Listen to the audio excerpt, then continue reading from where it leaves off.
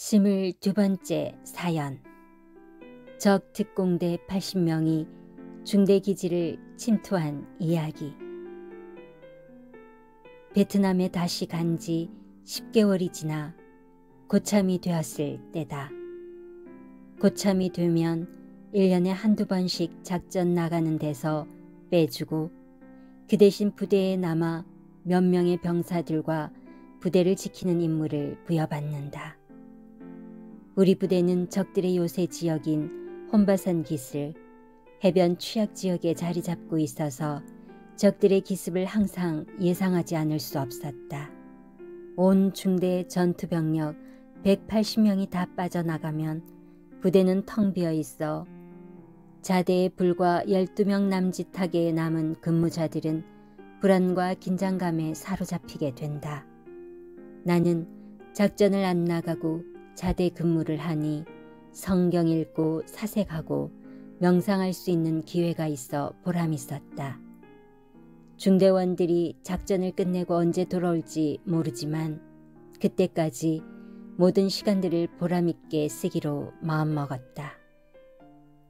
열하루달 조명이 찬란히 비추는 밤, 다시 진지 벙커에서 뚫린 구멍으로 총을 내밀고 경계에 들어갔다. 턱을 고이고 진지 밖을 가까이에서 먼 데까지 쳐다보았다. 이때 착시 현상인지 멀리 어둠 속에 물체가 하나둘 보이기 시작했다. 들개들인가?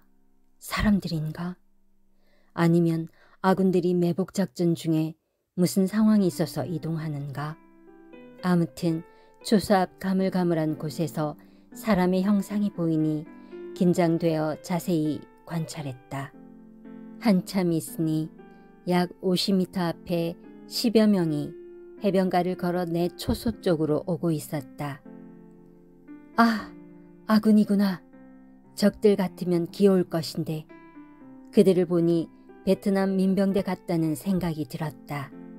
그들은 너무나도 태연스럽게 내가 근무 서고 있는 벙커 철조망 10m 앞 해변에 앉아 담배를 피우고 있었다. 적들이라면 몸을 숨길 것인데 전혀 자기를 숨기지 않고 있었다. 나는 계속 진지 벙커에서 틈으로 내다보았다. 이들도 철조망 가까이에서 진지 구멍을 쳐다보았다. 밖에서 진지를 들여다보면 달빛에 진지 안이 보이기 때문에 나는 일단 얼굴을 진지에 숨기고 쳐다보았다. 그들은 모두 기웃거리고 철조망을 만져보고 있었다. 그런데 아무리 자세히 보아도 아군인 베트남 민병대는 아닌 것 같았다. 개인들이 들고 있는 화기는 그저 소총이 아니고 중화기와 기관 단총이었다. 틀림없이 월맹 특공대였다. 나는 중대본부 상황실에 비상벨을 눌러 연락을 취했다. 하지만 아무도 응답이 없었다. 비상근무자가 졸고 있는 것 같았다. 이제 큰일 났다. 어쩌나. 오늘 밤 나에게 죽음이 왔구나. 하는 생각에 순간 죽음의 공포가 밀려왔다. 나는 얼굴을 돌려 벙커 밖을 곁눈으로 내다보았다. 아까보다 인원이 더 불어 50명이 넘었다. 이 상황을 알리려 계속 중대본부 상황실로 비상신호를 보내도 응답이 없었다. 정말 애간장이 타고 미칠 것 같은 순간이었다. 초소에서 나와 도망치려 해도 그럴 수도 없었다. 계속 해변을 타고 적들이 걸어오고 있는 모습이 보였다. 너무나도 대담한 모습이었고 아무런 의식 없이 태연하게 오고 있었다. 정말 이 많은 사람들이 적들인가? 의심스러워 아무리 확인을 해도 적이 틀림없었다. 그야말로 새까맣게 걸어오고 있었다. 먼저 온 사람들은 뒷사람들이 다 올 때까지 기다리고 있는 것 같았다. 나와 그들 사이에 가로막힌 철조망은 초소와 겨우 3에서 4m 떨어져 있었다. 우리 중대의 다른 초소에서는 해변가 초소와 방향이 달라 이 광경을 전혀 볼 수가 없었다. 적들은 우리 중대 병력이 작전 나간 것을 확실히 알고 아주 마음 놓고 쳐들어오고 있었다. 내 앞 가까이에 있는 적들만 대강 세어보아도 약 50여 명의 인원이 확인되었고 그 뒤쪽 해변가로 10명 혹은 20명씩 앉아 있었다. 시간은 새벽 1시가 넘었다. 이들이 곧 중대 기지 안으로 쳐들어올 것 같았다.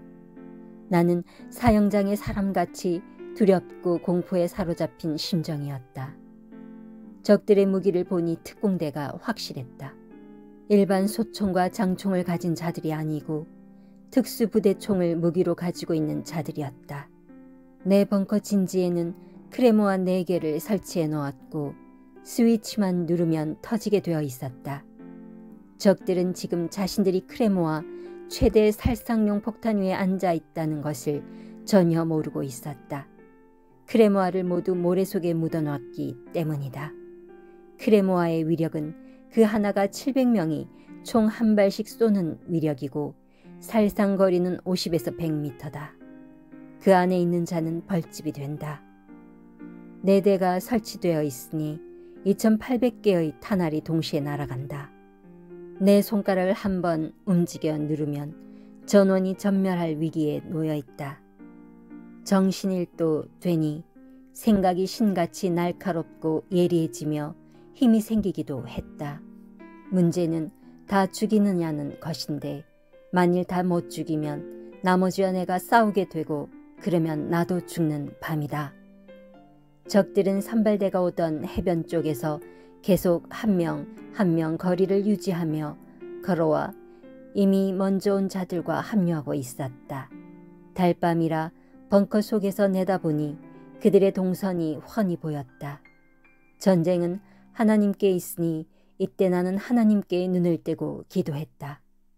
내가 먼저 크레모아를 눌러 터뜨리지 않으면 결국 적들이 들어와 나를 꼭 죽이든지 생포하여 잡아갈 수밖에 없는데 어떻게 하면 좋겠느냐고 하나님께 간구하며 의논했다.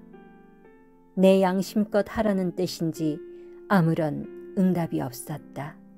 지혜로운 판단을 해야 하는데 혼돈됐다. 적들은 다시 철조망 밖에서 환한 달빛을 이용해 벙커 구멍으로 안쪽을 자세히 쳐다보며 확인했다. 나는 숨도 죽여가며 감쪽같이 숨어 은폐했기에 그들은 내가 있다는 것을 전혀 모르고 있었다. 하지만 벙커에 사람이 한 명도 없을 리가 만무하다는 듯이 그들은 포기 않고 7, 8번이나 별의별 자세를 다 취해가며 철조망 3m 밖에서 모가지를 황새목같이 쭉 빼 내밀고 벙커를 쳐다보았다. 나는 이때 적의 눈에 보이지 않게 해달라고 하나님, 성령님, 성자께 기도했다. 한마디로 말해서 애가 타고 간장이 녹는 순간이었다. 얼마 동안 몇 번이나 확인한 그들은 드디어 얼굴을 돌리고 뚜벅뚜벅 걸어가 자기 병사가 있는 곳으로 갔다. 나는 그때 숨을 몰아쉬었다. 아이고, 살았구나. 제발 내 입에서 기침만 나오지 마라 했다. 벙커를 확인한 그들은 무더기로 앉아있는 병사들에게 가서 무엇인가 이야기를 하고 있었다. 물론 벙커를 확인하니 사람이 없고 인기척이 전혀 없다고 말하는 것으로 그들의 마음이 읽어졌다. 나는 전날 밤과 이날 밤에 이 초소에서 근무를 서면서 내 앞에 밀려오는 적을 내가 살릴 수만 있다면 죽이지 않고 살려주겠다. 그 대신 나와 전우들도 살려달라. 고 내 심정을 털어 하나님께 기도했던 것이 생각났다. 생명들을 살려달라고 하늘을 우러러 간절히 서약 기도까지 해놓고 적이 내 앞에 온다고 죽일 수는 없는 밤이었다. 이꼴 저꼴 생각지 않고 나만 살려면 크레모아 스위치만 눌러도 20에서 30명은 죽고 벙커 안에 비상용 수류탄 20개를 까던지면 몇십 명은 살상할 수 있다. 그러고 나면 남은 적들이 철조망을 뛰어넘어 온다고 해도 명사수로서 화력 좋은 M16 소총을 연발로 갈기고 유탄 발사기를 쏘면 까짓것 충분히 싸워 해칠 수 있었다. 하지만 내가 미친 듯이 적을 사정없이 죽여 대살인자가 되기보다 이들을 사랑으로 끝까지 대하여 살려줘야겠다고 결심하고 하나님께 적들을 살려줄 테니까 나도 살려달라고 간절히 기도했다. 전능자가 능력을 부리지 않고서는 도저히 이 문제를 해결할 수 없었다. 나는 이 순간 성경에 나오는 엘리사 선지자의 사건이 생각났다. 바닷가에 모래알같이 많은 아람 군인들이 이스라엘 민족과 싸우고자 쳐들어와 성읍을 둘러쌌다.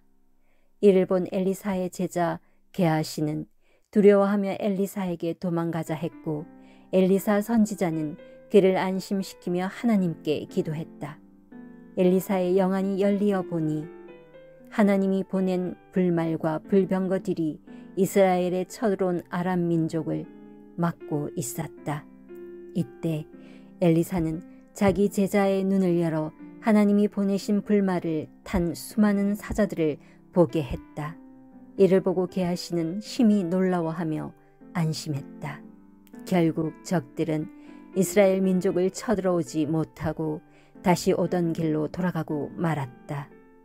내 머리에는 이 같은 성경의 내용이 화면처럼 스쳐가고 있었다. 이 시간에도 불말과 불병거를 탄 하나님의 사자들이 이 적들을 막고 있다는 생각이 들었다. 다른 사람들도 해결할 수 없고 나도 해결할 수 없는 이 사건을 놓고 오직 하나님만이 해결할 수 있다고 믿을 수밖에 없었다. 그러나 하나님은 걱정 말라고도 하지 않으시고 나에게는 아무런 음성도 들리지 않았다. 시간을 보니 새벽 1시 50분이었다. 이제 2시가 되면 적들이 쳐들어오려는가 생각되었다. 초조와 불안과 두려움과 공포로 다시 마음이 요동쳤다. 결국 오늘이 나의 마지막 베트남 전투의 밤이라 생각을 하고 단념을 했다. 크레모아의 귀중함도 깨닫고 총의 귀중함도 깨닫게 되는 밤이었다. 훈련소에서 총을 애인같이 사랑하라고 하더니만 이 밤에 불현듯 그 생각이 났다. 이왕 죽을 바에야 싸우다 죽자. 싸우다 보면 부대에 남아있는 병사들이라도 오겠지. 생각하고 벙커에 스치는 달빛 아래서 크레모아 스위치 4개를 한데 모았다. 나는 아직 정신이 있었던 것이다. 정신이 나가 쓰러지기 전에 아무래도 내가 먼저 공격을 해야 되겠다고 생각하고 하나님만 불렀다.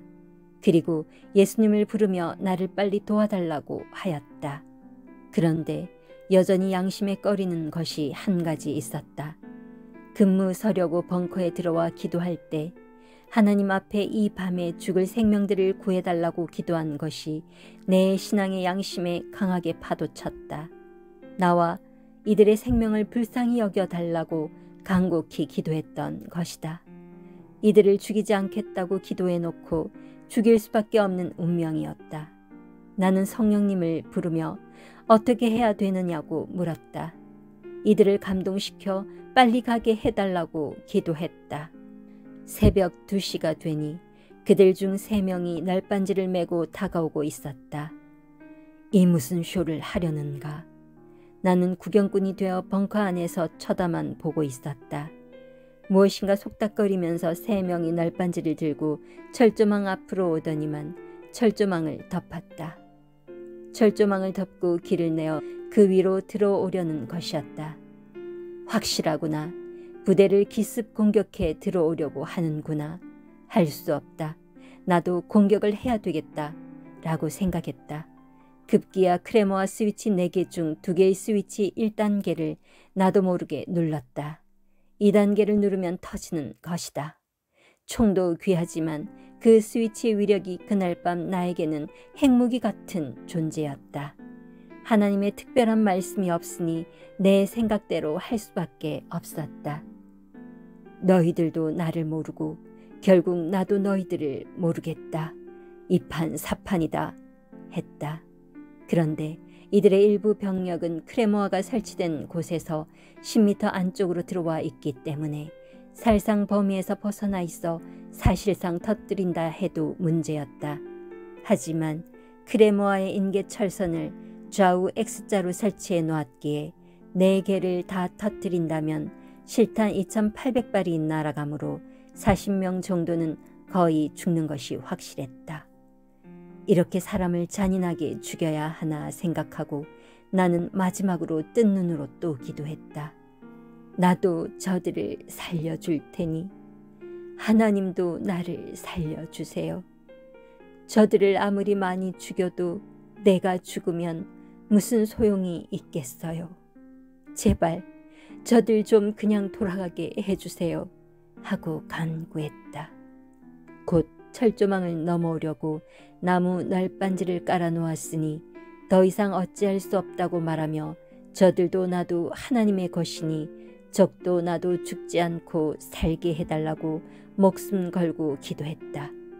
초소 구멍으로 들어오는 달빛을 피해 곁눈으로 밖을 내다보니 모두 서서 담배들만 피우고 있었다.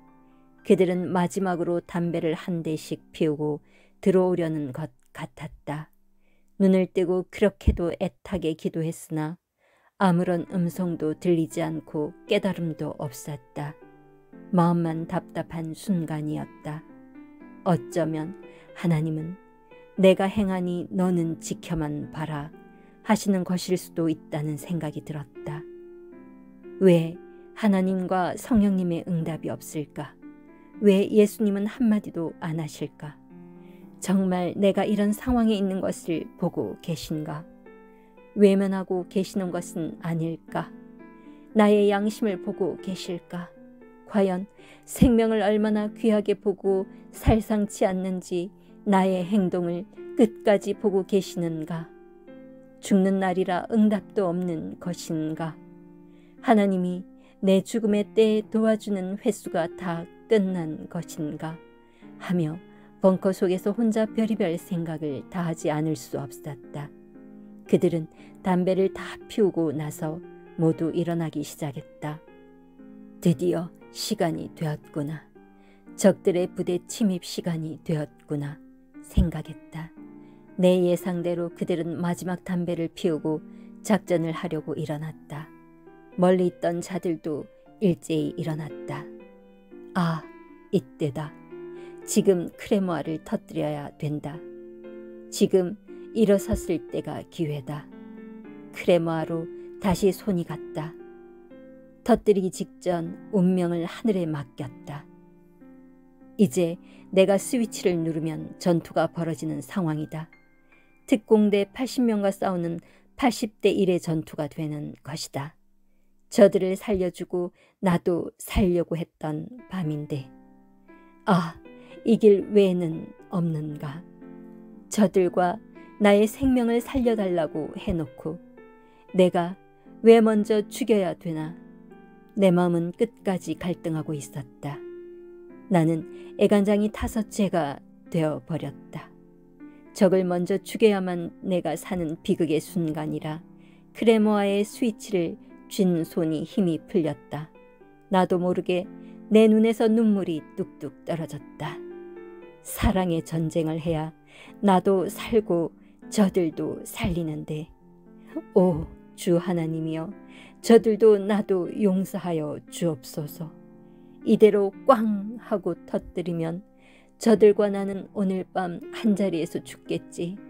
그리고 사람 죽인 죗값으로 인해 저들과 함께 나는 악한 일을 행해서 가는 괴로운 지옥으로 가겠지. 나 살아오라고 매일 새벽마다 추운데도 기도하는 어머니와 식구들이 애간장 태우며 편지 보내오기를 적도 살려줘서 자기 부모께 돌아가게 하고 나도 살아서 부모께 돌아오라 했는데 또 하나님은 원수를 사랑하라 하셨는데 그러므로 반드시 전능자 하나님의 말씀을 지켜야 승리한다 하고 최종 판단을 했다. 잠깐 눈을 감고 다시 한번 마지막 기도를 했다.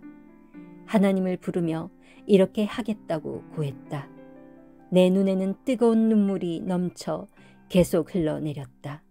어린아이처럼 주저앉아 엉엉 울고 싶었다. 하지만 하나님이 나와 함께 하심을 절대 믿고 있었다. 나는 진짜 마지막 결단의 기도를 했다. 평소대로 나는 저들을 죽이지 않겠습니다. 하나님, 뜻대로 하옵소서.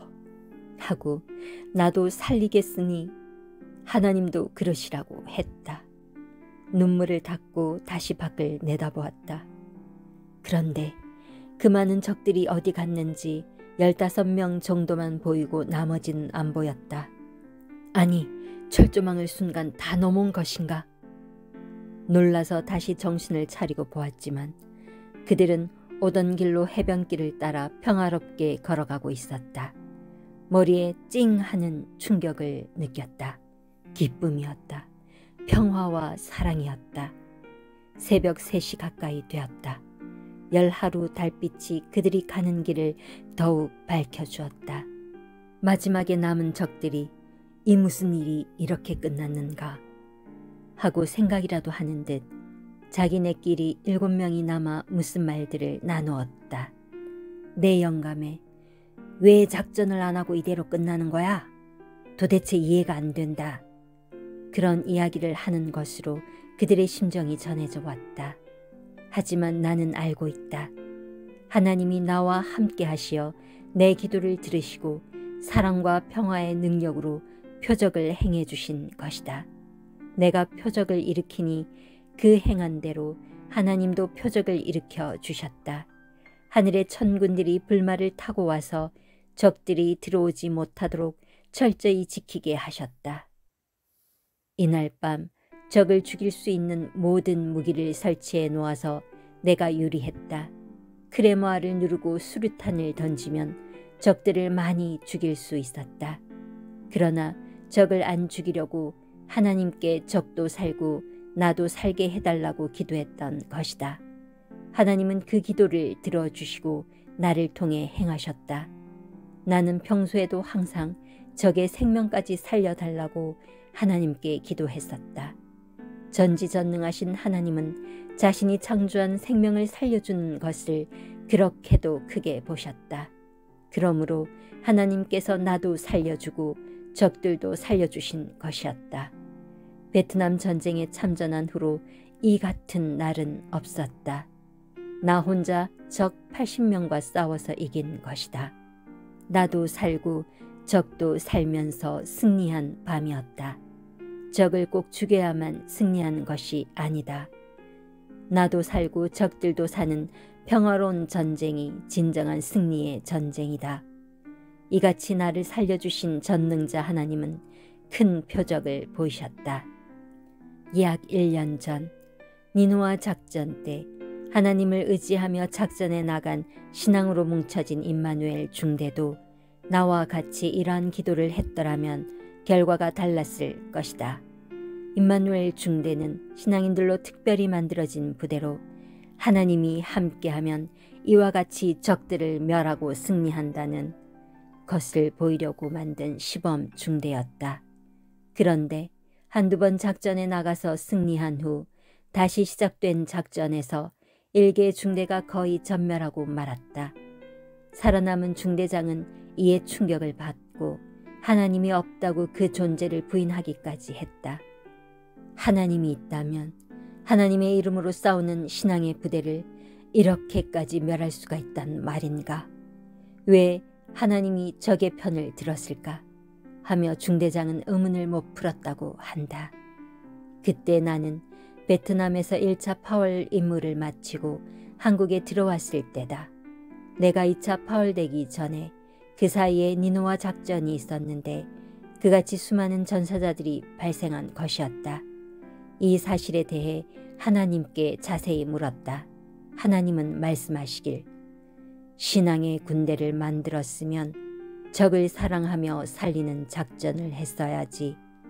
적을 많이 죽이고 나서 이와 같이 하나님은 우리 편이다 하며 적한테 보여주려는 것은 잘못된 것이 아니냐 하셨다. 그리고 평화의 전쟁을 해야 한다. 사람 살리는 전쟁을 해야 한다. 사람 죽이려고 전쟁하는 게 아니다. 전쟁을 사람 살리려고 해야 되지 않겠냐 하셨다. 이런 하나님의 뜻을 깨닫고 나는 그 의문을 풀었다. 임마누엘 중대도 나와 같이 적을 살리며 사랑의 전쟁을 해야 했던 것이다.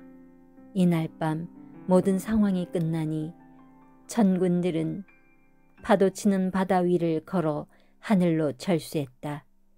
마지막 남은 7명의 적들은 서로 장난을 치면서 오던 길로 해변을 따라 평화롭게 걸어갔다. 하염없이 부서져 비추는 달빛에 쳐다보니 그 모습이 사랑스럽고 평화롭기만 했다. 하나님이 사랑으로 덮어주신 모습만이 보였다. 적들이 오던 길로 돌아가는 모습을 보니 저 모습은 저들이 어릴 적 동네 어귀에서 달밤에 놀던 그 본성들이겠지 라는 생각이 스쳤다. 서로 목을 껴안고 잡아 넘어뜨리며 장난을 쳤다. 그 순간 나도 철조망을 뛰어넘어 쫓아가 뒤에서 그들을 놀래주며 오늘 밤 진지 속에 있었던 따이 한이라고 말하고 싶었다. 그리고 내가 행한 일을 말해주고 싶었다. 만일 내가 그들에게 말하면 그들은 어떻게 생각할까? 그리고 저 하늘에 하나님이 행하신 일을 말해주면 모두 신화 속의 이야기인 양 날이 새고 달이 지도록 듣고 좋아하며 기뻐 뛰겠지. 그들을 쳐다보며 보이지 않을 때까지 나는 눈으로 배웅해 주었다. 그리고 이날 밤 모든 일을 생각하며 하나님께 감사드렸다. 하나님은 대답이 없어도 옆에 계셨고 내가 애간장이 타 정신이 혼미했을 때도 나를 지켜주셨으며 이미 이날 밤을 정하여 나로 하여금 근무를 서게 했음을 깨달았다. 하나님과 함께하여 혼자서 적 특공대 80명을 이긴 것이다. 꿈같은 이 이야기는 나와 하늘만이 아는 일이다. 이 표적은 아무도 못 보고 오직 나와 하늘만 보았기에 역사의 증거로 남기기 위해 기록한다. 이날 하나님이 함께 하셔서 내가 사랑으로 적을 살려주니 하나님은 그들도 나도 죽지 않고 살게 역사하신 것이다. 베트남 전쟁 중 가장 두렵고 공포와 지옥 같은 심정을 겪은 날이었다. 마치 고기가 도마 위에 놓인 때와 같았고 사형 선고를 받은 날과 같았다. 하나님은 이런 곳에서 나를 살려주셨다. 이와 같이 아군도 적군도 서로 안 죽게 하는 방법으로 행하신 것이다. 내가 생명을 사랑하니 사랑하는 대로 대해 주셨다. 서로 싸우는 처지였지만 나는 싸우고 싶지 않았고 서로 사랑하며 살기를 원했다. 하나님은 그것을 아시고 모두가 죽음을 벗어나 사는 방법으로 역사해 주셨다. 그날 밤 내가 적을 이기고 가슴에 훈장을 달고 다니면 그것은 적을 죽인 표시가 아니겠는가 하고 생각했다. 그리고 하나님께 나는 생명을 많이 살린 훈장을 받는 삶을 살겠다고 하였다. 그때 적들은 내가 벙커에 있는지 몰랐다. 그들도 알았다면 얼마나 좋았을까. 하나님은 그들에게도 깨우쳐 주셨을 것이다. 그날 밤에 적들이 왔다 간 것을 나중에 부대에서도 확인하여 알게 되었다. 우리 중대가 산으로 작전 나갔을 때 적들은 산에서 내려와 우리 중대 기지의 무기를 노획하러 온 것이었다. 부대마다 무기 창고에는 무기가 가득하기 때문에 그런 일이 많았다. 특공대는 항상 특수한 일을 한다. 빈 부대에 들어가서 무기 창고에 있는 무기를 노획해 자기 편을 무장시킨다. 그날도 특수부대가 특수한 임무를 과감하게 하러 온 것이었다. 이 같은 상황에서 나는 하나님과 같이 사랑의 싸움을 하였다. 가장 위대하고 지혜로운 싸움이었다. 누가 들어도 그때의 상황이 생생한 사실로 와닿을 것이다. 감동과 감화의 역사다. 전지전능하신 하나님은 이같이 개인도 가정도 민족도 세계도 지켜주심을 깨달아라. 한두 번이겠느냐. 지구 세상에서 수백 번, 수천 번, 수만 번씩 행하신 일들이다. 이 일은 내가 베트남 전에서 가장 충격적으로 겪은 일이었다. 나 혼자서 80명이 넘는 적들과 싸운 것이다. 사랑의 싸움이었다. 평화의 싸움이었다. 정신의 싸움이었다. 담대한 싸움이었다. 하나님은 나와 함께 무기를 쓰지 않고 싸우신 것이었다. 평화와 사랑의 전쟁을 하게 하시는 하나님은 역시 전지전능하신 존재자이시다. 천지 만물을 창조하시고 지구를 창조하시고 인류 80억을 한 명 한 명 통치하시고 다스리시며 만사를 90% 이상 쥐고 다스리시는 존재자임이 틀림없다. 나로 하여금 겪고 확인하게 한 후 온 인류에게 전하게 하시는 것이다. 전지전능하신 하나님의 행하심이 아니라면 이날 어떻게 일이 될 수 있단 말이냐. 나는 확실히 알기 때문에 하나님의 역사를 기록해 제2의 성경같이 남겨서 천년 동안 모두 읽게 하려고 이 글을 쓰는 것이다. 이 글은 진실하다. 모두 사실이다. 내가 겪은 사실대로 진실하게 썼다. 지금 이 글을 쓰면서도 그때를 생각하며 하나님께 기도하니 그날 밤 내가 행하였노라. 내가 성령과 함께 너를 살리고 적들도 살렸노라 하신다. 그날 밤에 내가 죽었으면 하나님은 이 큰 섭리 역사를 나를 통해 펴지 못하셨다.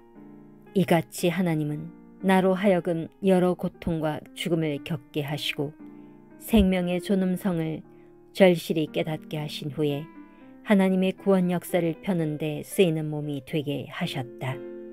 이런 전쟁 때만 나와 함께 하신 것이 아니라 하나님이 사명을 주어 지구촌에 복음을 전하게 하실 때도 계속 함께 하셨다.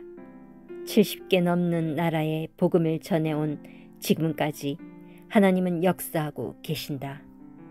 하나님이 행하신 일은 항상 엄청난 기적이었고 하나님의 뜻이 있는 곳에 사람들이 이해할 수 없는 표적이 일어났다.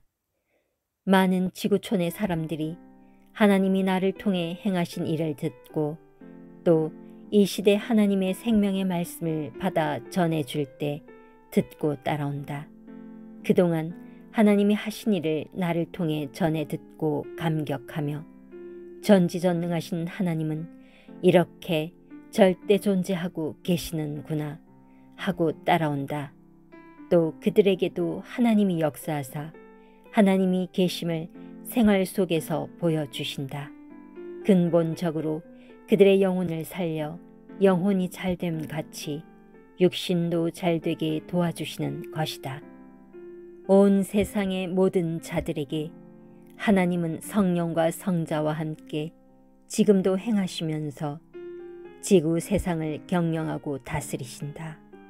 하나님의 목적은 그가 창조하신 사람들이 하나님을 믿고 사랑하여서 육신 일생 동안 사랑의 대상이 되어 살다가 육신이 죽은 뒤에는 영혼이 하늘나라에 와서 영원히 같이 사랑하며 사는 것이다.